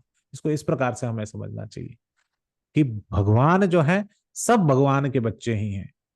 हम सब भगवान के अंश ही हैं। तो वे चाहे दानव हो, दैत्य हो, असुर हो, राक्षस हो, सर्वभूतेषु को हितः। भगवान रामचंद्र जी का यही एक गुण है जो वाल्मीकि जी ने पूछा कि सर्वभूतेषु को हितः, सारे जीव राशियों को के समान हितः, हितकारी कौन है? वे भगवान है। तो इस प्रकार से हमें समझने के लिए वो उदाहरण दिया था। पर यह बात बिल्कुल सही है कि भगवान इम्पार्शियल होते हुए भी भक्तों के प्रति काफी पार्शियल है। इसको समझना बहुत कठिन है। ये भगवान से ही पूछना पड़ेगा कि ये कैसे हो सकता है। थैंक यू सो मच प्रभु जी, दंडोत थैंक यू। प्रणाम। हरे कृष्णा, दंडवत। यस, रजनी माता जी, दंडवत प्रणाम। हरे कृष्ण प्रभु जी, दंडवत प्रणाम। दंडवत। हाँ। बहुत ही अच्छा से सिखाया, समझाया, बहुत ही अच्छा, आप हम्बल हैं। और मेरा क्वेश्चन ये था कि आपने कहा कि वो जो धूप जलाते हैं, जल रही थी वहां पे, खुशबू आ रही थी इसकी, वो कोगरू कौन सी धूप थी? बहुत मुश्किल से मिलती है, अवेलेबल होती है, बट वो बनती किस अगुरु। से आपने अगुरु। कहा? अगुरु। अगरू, हाँ अगुरु उसका नाम है। अगरू, आज भी हाँ अगुरु हाँ। इंसेंस के नाम से ही जाना जाता है। बहुत एक्सपेंसिव है। 100 ग्राम आपको 10 लाख 12 लाख में भी मिलेगा। इतना इतना इतना उसका महत्व है। और कई सारे नकली माल भी मिलते हैं क्योंकि ये कलयुग है। तो तो प्रभु जी आपने बताया कि किस चीज से बनता है वो, आपने कहा पशु की मांस? नहीं नहीं, पशु नहीं, ये एक वृक्ष है। वृक्ष के खाल से निकला जाता है। किसकी तो खाल से? उसके जो खाल जो है वो विशेष प्रकार के वृक्ष हैं, और उस वृक्ष में जो है कीड़े पड़ जाते हैं। तो हम सोचेंगे कीड़े पड़ गया तो फिर उसके बाद उसका क्या क्या, मगर वो कीड़े पड़ने के बाद वो वृक्ष अपने आप को बचाने के लिए उस पे एक एक द्रव्य पदार्थ अपने आप उस कीड़े मकोड़ों से बचने के लिए अपने आप से वो द्रव्य पदार्थ जो है वो सिक्रीट करता है। तो वह जो है वो द्रव्य पदार्थ उस खाल में बन जाता है सालों सालों बाद। उस खाल की जो सुगंध है उसको अगुरु कहते हैं। तो ऐसे पहले तो ऐसा वृक्ष मिलना बहुत कठिन है, फिर उस वृक्ष में कीड़े लगना बहुत कठिन है, फिर उसके ऊपर किसी उसका द्रव्य पदार्थ बनना जो सूखा है, जो उसका खाल बना है। तो आप अभी समझ सकते हैं कितना रेयर होगा वो इंसेंस। और वैसा इंसेंस किलो किलो में आराम से अयोध्या में जो है हर घर में अपना अगरबत्ती जलता था। थैंक यू प्रभु जी। और थैंक यू। दूसरा आपने कहा कि वो हिरण की खाल बिछोने के लिए दे दी जाती है तपस्या के लिए, तो उसमें तो हिंसा होगी प्रभु जी। नहीं, हिरण की जो खाल क्यों? हिंसा करके हिंसा करके नहीं निकालते थे। जी। जो अहिंसा रूपक नाम के, सो यानी कि हम्म, जो हिरण मर चुका है उसका जी। खाल इस्तेमाल करते थे। अच्छा हिंसा नहीं करते थे, उसके लिए मास प्रोडक्शन नहीं था, इंडस्ट्री नहीं था कि आज 200 किलो 200 ऑर्डर कर दिया जाए तो 200 लोग, इस प्रकार नहीं था। जंगल में वन में जो नेचुरल कॉजेस के कारण जो हिरण मर चुके थे उनके खाल इस्तेमाल होते तो प्रभु जी खाल तो खाल ही है, फिर वह अशुद्ध चीज है हमेशा के लिए, तो वो हमेशा के लिए अशुद्धि होती है, तो उसका यूज नहीं करना चाहिए। खाल तो फिर थे। किसी और भी जानवर भी रखते हैं। शास्त्र के अनुसार कुछ चीजें जो है शुभ मानी जाती हैं, जैसे कि गाय का गोबर, वो तो है गोबर मगर वो शुद्ध हम्म, माना जाता है। हम्म, यानी कि उसी प्रकार समुद्र से मिलने वाला शंख, ये भी किसी जो केकड़ा है या फिर जैसो क्रैब होता है, हेर्मिट क्रैब्स जिसे कहते हैं, उसका अवशेष है, कैल्साइट है वो, पर वो भी शुभ माना जाता है। तो उसी प्रकार हिरण का खाल भी शुभ माना जाता है, तपस्या में इस्तेमाल होता तो प्रभु जी इसी तरह से एक शहद होता है, शहद भी मक्खियों का बना होता है, उसमें मक्खियां भी मर जाती हैं, बीच में बच्चे मर जाते हैं, तो वो भी शुभ है। माना जाता है। जी, उनका भी थूक है वो, पर फिर भी वो शुद्ध माना जाता है। अच्छा, ये ठीक है शास्त्रों प्रभु में जी। कुछ ही चीजों को इस प्रकार माना जाए। जी जी जी, क्योंकि हम ओके। लोग ये चीज ध्यान नहीं करते हैं, शहद वगैरह जैसे जैन है हाँ तो इसको अशुद्ध माना हाँ। जाता है हमेशा के लिए। जी इसमें जी। अंडे वंडे भी मक्खियों को होते हैं, कहते हैं वो भी मर जाते हैं, दब जाते हैं, पिस जाते एक हैं। तरीके से एक तरीके से अगर अगर अगर आप देखें तो जो बिल्कुल जीव राशियों को हिंसा ना करें तो शहद का भी इस्तेमाल ना करें तो ठीक है। हाँ पर भगवान तो कह रहे हैं शास्त्र वेदों के अनुसार जो है वो जो है शुद्ध है और भगवान को भोग चढ़ाकर उसे प्रसाद के रूप में पा सकते हैं। पर जी। उसके लिए ज्यादा हिंसा, मधुमक्खी जो है उस शहद को अगर आप नहीं निकालेंगे तो हम्म, वही शहद जो है विष भी बनता है। वो समय के अनुसार उसे निकालना भी पड़ता है, वरना वो खारा बनकर वो विष बन जाता है और सभी लोग एक दूसरे को मारने लग जाते हैं उस शहद की जो कॉलोनी है। तो हर एक के पीछे उसके वैज्ञानिक रूप से उसका एक साइंस भी है। जी राइट। जी प्रभु जी, थैंक यू प्रभु ठीक है, थैंक जी। यू। रश्मि माता जी। नहीं सांगते रश्मि माता जी, हरे कृष्ण।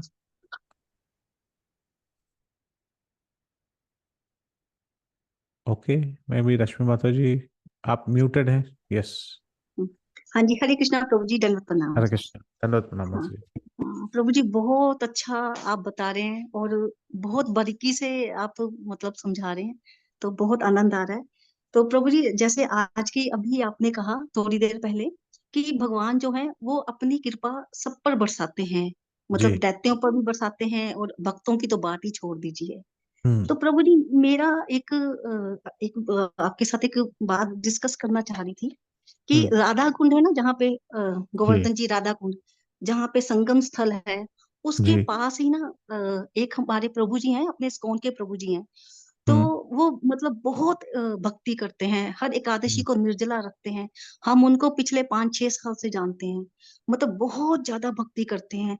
तो अभी रिसेंट हमें पता लगा कि उनका एक 7 साल का बेटा था, उसको कैंसर हो गया। तो वो चेन्नई गए उसका इलाज करवाने के लिए। तो मतलब उनके अपने हाथ बस में कुछ भी नहीं था, मतलब पैसे के तरफ से।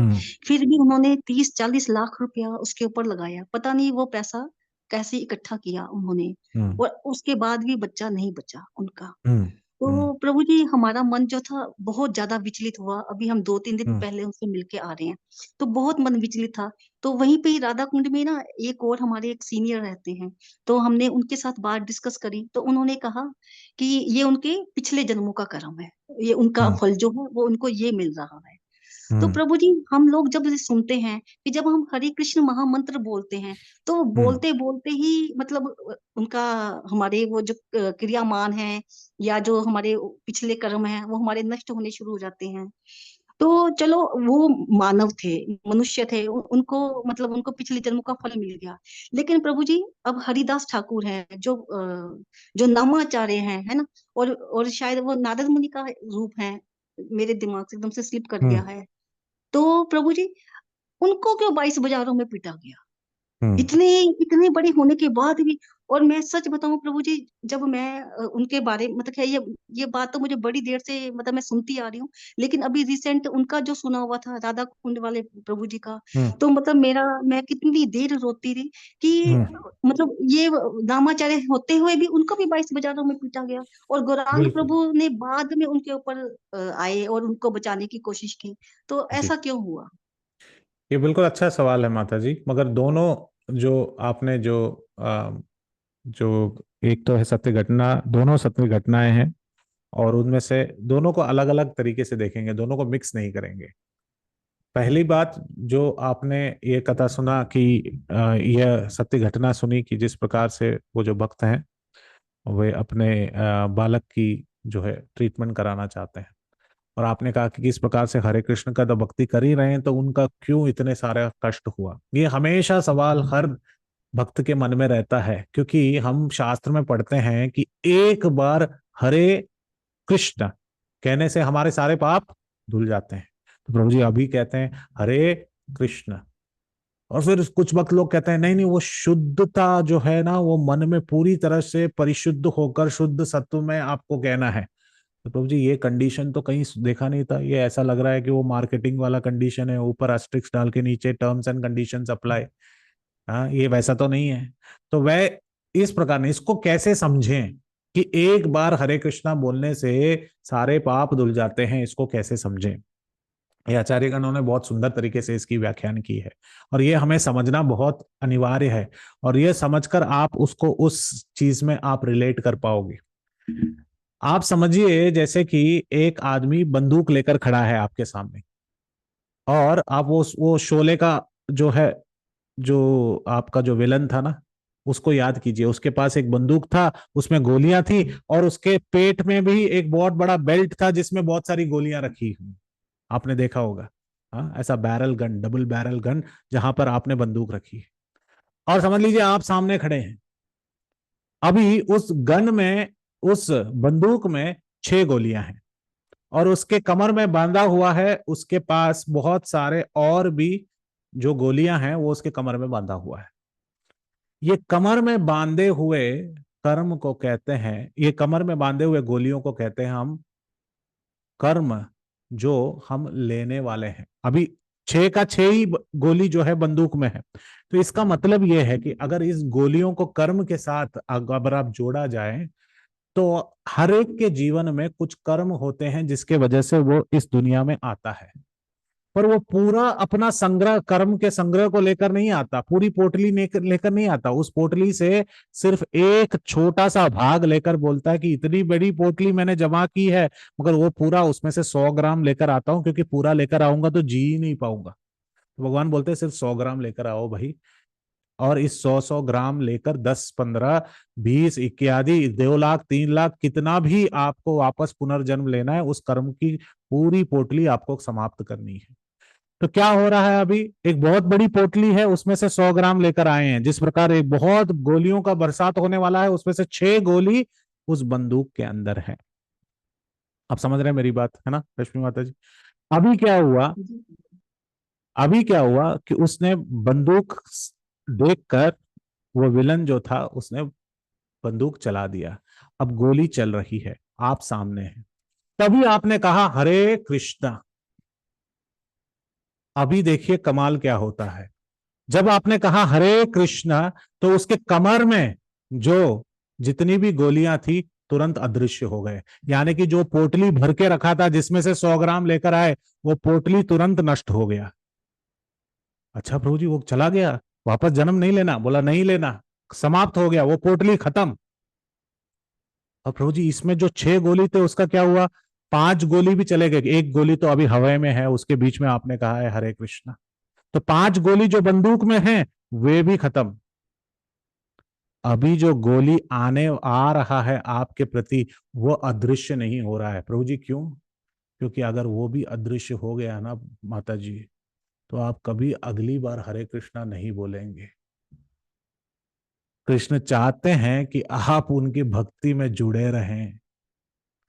तो क्या हो रहा है कि वो गोली आपके पास आ रही है, आपने हरे कृष्ण कहा, आपका पोटली खत्म, बाकी जो कर्म आने वाला है वो खत्म, आपके सामने सिर्फ एक गोली आ रही है, वो भी आपके सीने पर नहीं लगता, सिर्फ एक थोड़ा सा खरोच देकर चला जाता है। उसी में हम रोने लग जाते हैं, कितना कृष्ण कष्ट दे रहे हैं, कितना मुश्किल दे रहे हैं, कृष्ण ऐसे क्यों कर रहे हैं। कृष्ण ने पूरी पोटली खत्म कर दी भाई, आपने कह दिया हरे कृष्ण। तो उसी प्रकार से अगर हम देखा जाए तो वह बालक पता नहीं क्या क्या चीजें कर सकता था, कितनी परिस्थितियों से गुजर सकता था, पर उसे एक जस्ट से खरोच, हमको लगता है कैंसर इस प्रकार की बीमारी बहुत कठोर है, पर हम पूरी कर्म की कोठरी को नहीं जानते, पूरी कर्म की पोटली को नहीं जानते, वो सिर्फ कृष्ण जानते हैं। तो वो पुराने कर्म हो या ना हो, जो इस जीवन में जीते वक्त जो उन्होंने कर्म जो इकट्ठा किया है, उस कर्म की सजा इधर ही समाप्त करके राधा कुंड के जो निवासी हैं गोलोक धाम दाने के लिए भगवान ने इस प्रकार की लीला रची है। इसको इस प्रकार से हमें समझना चाहिए। Since Krishna is so merciful that in such a small span of time that Krishna has taken back the kid. और दूसरी प्रकार जहां आप हरिदास ठाकुर का उल्लेखन कर रहे हैं, वो तो विनम्रता के उस उच्च कोटि के स्तर पर हैं, उन्हें और इस पे कंपेयर नहीं किया जा सकता। हरिदास ठाकुर यह दिखाना चाहते हैं कि मेरे शरीर, मैं ये शरीर नहीं हूं, और नाम का आस्वादन सबसे बड़ा आस्वादन है। तो 24 मार्केट प्लेसेस में उन्हें मारा गया, पर फिर भी वो हरि नाम करते रहे, इसलिए वे हरिदास ठाकुर हैं। वो एक ऐसे की एग्जाम्पल है। तो वहां पर शरीर रूपी हमें जो है कठिनाइयों को ना देखना है। Krishna wanted to use such people as example, like Haridas Thakur as example.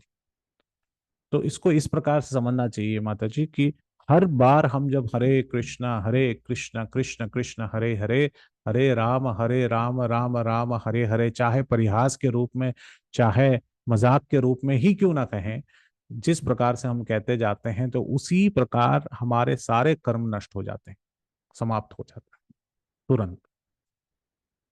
बस हमें एक ही चीज नहीं करना चाहिए, जब वो गोली आ रही है हमारी तरफ और खरोचने वाली है, उसके बीच में और अपराध ना करें, ताकि एक और गोली तुरंत हम पैदा ना कर दे, क्योंकि फिर वापस गोली चलाना पड़ेगा। We should be careful not to create another bullet. While the bullet is going to scratch us, don't create another bullet. वैष्णव अपराध ना करें। ओके माता जी, I hope this example. Thank you प्रभु जी, थैंक यू सो मच। मेरा मन बहुत ज्यादा विचलित था, लेकिन आपके आंसर से ठीक हो गया। थैंक यू प्रभु जी। हरे कृष्णा। थैंक यू माता। जय Shri Prabhupada. Yes thank you प्रभु जी, बहुत सुंदर आपने हमें बचपन की रामानंद सागर की रामायण की याद दिलाई, और अब बहुत ज्यादा और भी इंटरेस्टिंग हो रहा है, क्योंकि आप बहुत माइन्यूट डिटेल्स इवन अयोध्या को बहुत अच्छे से डिस्क्राइब कर रहे हैं। So thank you so much. और मेरे 2 आई थिंक फनी क्वेश्चंस हैं कि सबको दिख रहा था कि लव एंड कुश जो है रिजेंबल करते हैं राम जी को, तो क्या राम जी को नहीं दिख रहा था, या योग माया का था play? What was the reason? Ram ji was also astonished and their voices were also similar. उनकी जो शब्द थे, वचन थे, वे भी बहुत मिलते जुलते थे। और सभी लोग कह भी रहते थे ये तो बिल्कुल देखो राम जी जैसे ही थे जैसे हमने बालक रूप में देखा था। हम्म। तो वे भी सोच रहे थे ये कौन है। हाँ। और शत्रुघ्न ने देखा भी था इनको वाल्मीकि जी के आश्रम में। और इसलिए तो शत्रुघ्न भी कह रहे हैं कि मुझे भी बहुत अचंभित हुआ था। पर इसलिए वे 32 दिन वापस आ रहे थे पुनः पुनः पूरा रामायण सुनने के लिए कि कहाँ कहानी कैसे खत्म होगा, कहीं ये अपना परिचय देंगे कि नहीं। हाँ। इसके लिए तो हमें भी थोड़ा सा जुड़े रहना पड़ेगा। हम तो बालकांड तक ही कह रहे हैं, अंत में पता चलेगा कि किस प्रकार से पता चला। ओके प्रभु जी, हरे कृष्णा। ठीक है, we will wait, I am excited to learn about this. Hmm, और दूसरा क्वेश्चन कि सब ऋषियों ने शिखा को बांधने के लिए रबर बैंड दिया, हम्म। तो I have never seen any rishi tying their hair with a rubber band, so that So I is didn't very. have a word in Hindi. So, but they actually gave the dried kusha grass by which you can tie your hair. It was not okay rubber okay band. I okay, did it not is know the word in Hindi. अच्छा, तो मतलब कुशाग्रास ही दी। जी। इसको तो कहते हैं to. कुशाग्रास से भी हाँ। बांधते तो नहीं है पर प्रभु जी। No, when this is like they make a vine out of it. They make a thread out of it. Like even लताएं जो होती हैं उनसे भी बनाते हैं अलग सा।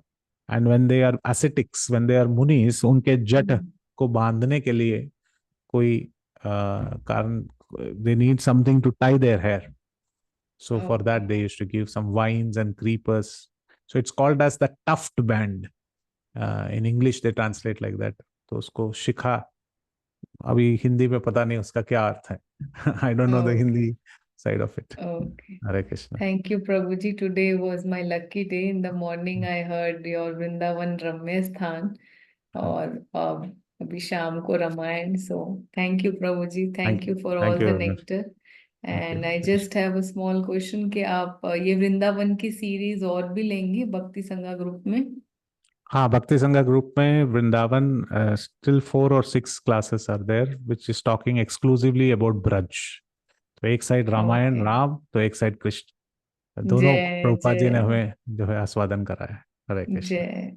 और आप तो हाईली ब्लेस्ड हैं क्योंकि गुरु महाराज हिज होलीनेस इंद्रद्युम महाराज के तो lectures are full of nectar, और ब्रज प्रेम तो बहुत सुंदर है वैसे ही। थैंक यू प्रभु जी, thank you, thank you all for the very glorifying. Best, and thank I you. Am Hare Krishna. Really looking forward for all the nectar. जी थैंक यू माता जी। So much, thank you Hare for all Krishna. The audience. Hare Krishna. Thank you very much. जय श्री प्रभुपाद। वाञ्छाकल्पतरुभ्यश्च ध्रुव्यश्च कृपा कृपा सिन्धु एव सिंधु च पतितानां पतितानां पावनेभ्यो पावनेभ्यो। वैष्णवभ्यो नमो नमः। अनंत कोटि वैष्णव वृंद की जय, श्रील प्रभुपाद की जय, हिज ग्रेस जय। हरिदास वर्य प्रभु जी की जय।